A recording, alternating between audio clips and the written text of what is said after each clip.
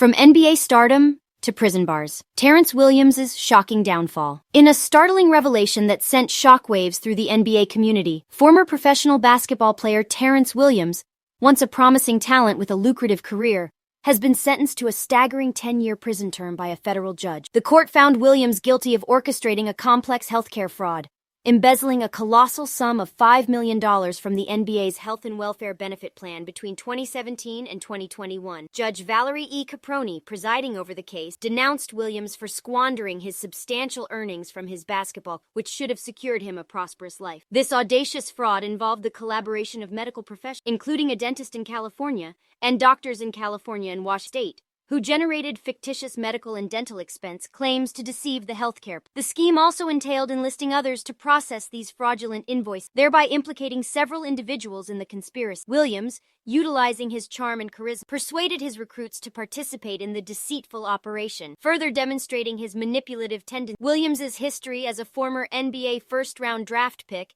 added another layer of astonishment. As the 11th overall pick in the 2009 draft, he had the potential to be a standout player in the league. However, his career took an unfortunate turn, and he played for several teams before ultimately retiring. Despite earning a substantial $6.9 million professional basketball, Williams fell prey to a life of deception. Result: shameful chapter. The case involving Williams was part of a broader investigation that exposed the criminal actions of 18 former NBA players.